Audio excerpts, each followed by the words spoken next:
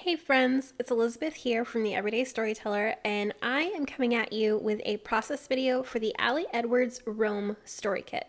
So this is a hybrid layout. I will be completing most of my process on Photoshop, but I kind of wanted to let you know where this idea started from. So I have the Rome Story Kit open, the digital preview open here on my desktop. And just by looking at that, I was really inspired by this one card that says Born to Roam. So when I looked at that card, I almost instantly had an idea to do a layout all about the places that I've lived. Now, I've lived in a lot of places in my almost 30 years growing up, and this was the layout that I kind of had in my mind when I looked at that card. So as you can see, I altered the card to fit it on a 6x8, and then I also added a map on the other side. So this would be a 2-page layout. This would be the left. This would be the right. All right, so this was my starting point right here. Now let's look at how this layout evolved.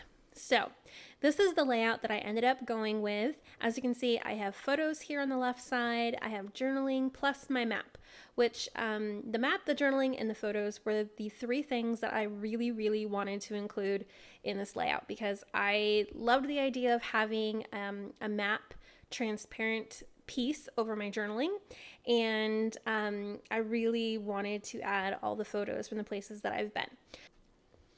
All right, so if you are subscribed to my email list, you will be getting 2 files today, and I'm going to show you those files right now. These files are to help you along with this layout.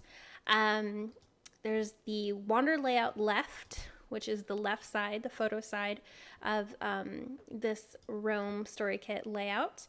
And then I am also going to open up the right side so that we can work on that. I think I'll actually show you how to do that first because it's probably the easiest. So as you can see over here on the layers panel, I have base page with journaling spot and then map overlay. So the map overlay is what you would clip your map into, and I just used a screenshot from Google Maps. So I'm just going to show you how I did that. I have the map overlay open. I'm going to click on this rectangle layer. All right, so here is my screenshot. I took a couple just to see if I could get the right proportion. I'm going to grab this one just to show you guys. I'm going to drag the sides of the rectangle until it is the size that I want. I'm going to censor it beforehand. And then I'm just going to right click on this screenshot layer and I'm going to say create clipping mask. So now I have a map that is the same size as the rectangle that I need. So of course you can fiddle with it a little bit. I ended up having to add a second screenshot to this side to add in Hawaii because obviously Hawaii is not on this map. I'm going to navigate to the Rome Story Kit.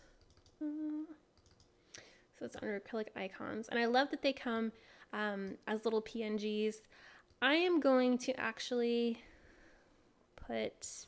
All right, so now that my geotag is the size that I want it, I'm just going to make sure that that layer is highlighted, and I'm going to press Command C and then Command V on my keyboard, and voila, there's another geotag. So I'm just going to add that somewhere else, and then I would just continue until all of the places that I've been, that I've lived, are delineated by these little geotags. And then you would just print this on vellum, and I will show you that when I get to my desk, but let us go back to the rest of the layout. So I'm just going to unclick this map overlay, and as you can see, now we have a white background to work on, and then I'm going to click on base page with journaling spot. All right, so after we fill in all of our journaling, the last thing that we have to do for this base page is to fill in this bottom border. So obviously you could just print out your journaling and then you could just add some actual pattern paper for this bottom border. But since I was working with only the digital story kit, I am going to add that in digitally. So I used the wrong one. I use this pattern, and that is from the Rome story kit. That is this journal card right here, the diagonal stripe card. So I'm just going to drag that onto my canvas. I'm not going to change the size or anything, and I'm going to line it up so the top part of the card is the same as the top of that border. And if you kind of have your guides set, you will see that purple line when you have it in the right spot. It'll kind of show up, and there will be like your cursor will stick a little bit on screen, so you know that it's lined up properly. All right, so now I'm going to press the little checkmark button, and I'm going to make sure that the journal card layer is highlighted, and I'm going to press Command C, Command V to copy that. And then what I am going to do is I'm going to position this card so that it lines up with the lines that are already there, with the stripes, the diagonal stripes. So let me zoom in here. That looks pretty straight to me. Now I'm going to highlight both of these journal card layers. So the copied version and the original version, I'm going to make sure both of those are highlighted in the layers panel. I'm going to right click, and I'm going to click merge layers. So that just makes it into one big layered image. I can unclick it and click it, and as you can see, both of my images disappear. Sorry. All right, so now I'm just going to right click on that journal card layer, and I'm going to say create clipping mask. And there you go. Now you have that striped journal card as your bottom border. So now we would just add in our journaling, and we would print this on regular cardstock. All right, so now that we have completed this side of the layout, we're going to move on to the left side of the layout, which is also included as Wander Layout Left in the zip file that you can download as a email subscriber to my newsletter. And this is what you will see. So I have everything labeled here: top row, middle row, bottom row. So we're going to work on the top row first, and they're all numbered, so photo spot 1, 2, 3 all the way up until 9. So what we're going to do really simply is just add in our photos. So I'm going to go into my Finder. I have all of these photos edited again, so I'm just going to pick one. Which one was my first one? This one. Just a note here, the first two photos, so like this one, these are photos that I took that I scanned into my computer and edited from regular already printed photos. So that was actually really fun. I had a lot of fun looking through the old photos that my mother gave me to find these pictures. This is my dad and one of my uncles on Daytona Beach way back in the day, 1990, which I think is really fun. And that is the photo that I chose for the first place that I have lived, which was Florida. So the second spot, I'm just going to continue adding photos here. This is not perfect. As you can see, I didn't scale my photo exactly correctly because you can still see the little pink border of the rectangle, but that's okay. Obviously, you would want to be a little bit more finicky with this process than I am being right now showing you guys.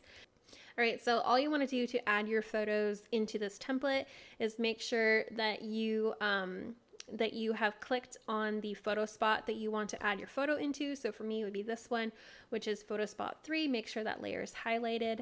Go into your Finder and find your photo and drag and drop it into your template. This is a really great photo. Great photography here. And then I'm just going to center it over my rectangle, click the little check mark button, and then I'm just going to make sure that my photo is highlighted in the layers panel. I'm going to right click on that and say create clipping mask. And that is going to clip it to my photo spot. And I would just continue doing that until all of these spots are filled. And then I'm going to print this out on photo paper, and I will show you what I do when I take you to my desk. All right, so now we are at my desk, and the very first thing that I'm going to do is cut out these photos. So obviously this is an extra step. You could totally leave this page as is and just cut it out to fit your album and punch some holes and call it a day. But I wanted to add a little bit of extra pizzazz to my layout, and I really wanted to bring that vellum element to the left side of my layout. So here I have all my 9 photos all cut out, and the next thing that I'm going to do is I'm going to make the base page of the left side. I'm just going to use the right side as my guide, and now I am trying to align my photos so that they all fit on my page. Obviously the printed version was all aligned, but I have to realign them every time I add them. And now I'm going to cut out some vellum to fit over all 9 of my photos. So I'm just using my photos as kind of a guide to help me cut these out to fit.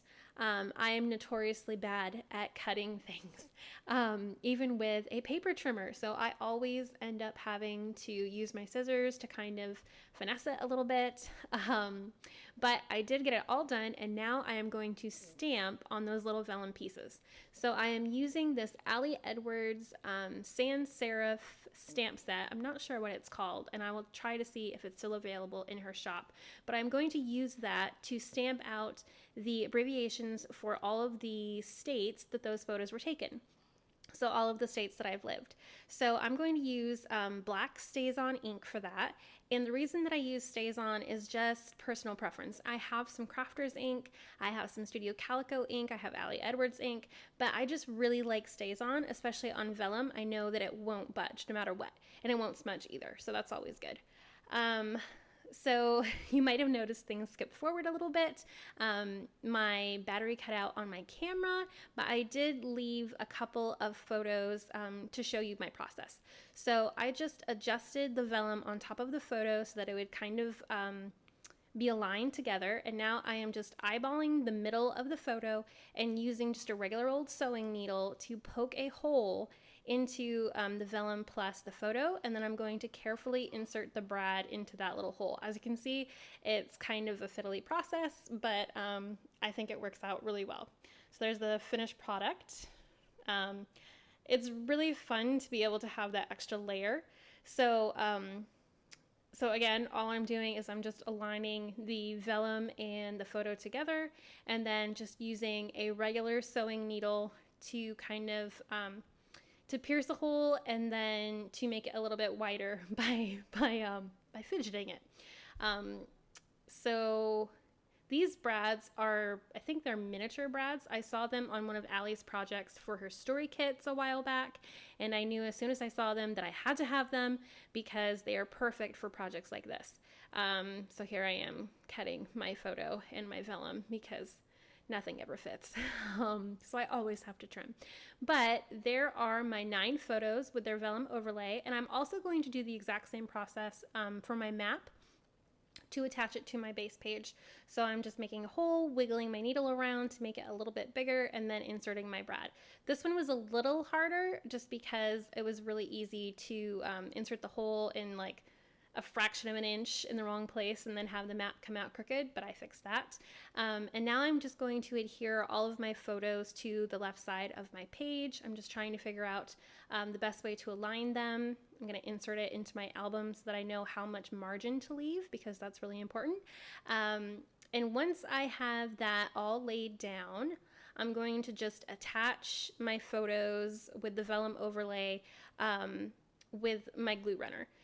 So as you can see, the brad is not inserted into the base page. It literally just holds the vellum to the photo, and then I am using just regular adhesive to glue the photo down onto my paper. So here I am doing that. And then the next thing I'm going to do is add some embellishments. So since I do not have the physical kit for this because it has not shipped to me yet, I printed out some of the elements on both vellum and on cardstock. So I just backed one of those those transparency elements that I printed out that says life is an adventure onto some cardstock. And then I am going to use this little sentiment that says let's just go, and I'm going to back that on some foam, just regular craft foam in a really horrible green color. And I'm going to use that to kind of add some dimension to my layout by kind of lifting that sentiment up a little bit. And then I'm going to add some other sentiments to my vellum. So under the Florida, I put the Explorer sentiment. Under Vermont, I put Adventure. And under Hawaii, I put Love. And then, as you can see, I have those little circle embellishments that I'm adding right now. And those are from a really, really old kit by Gossamer Blue. So Gossamer Blue isn't around anymore, which is one of the things that is really horrible for me because I loved Gossamer Blue when they were around. But I do have some of their stuff in my stash, and this worked really perfectly to go along with this layout. The colors almost match perfectly, and I think it looks really great.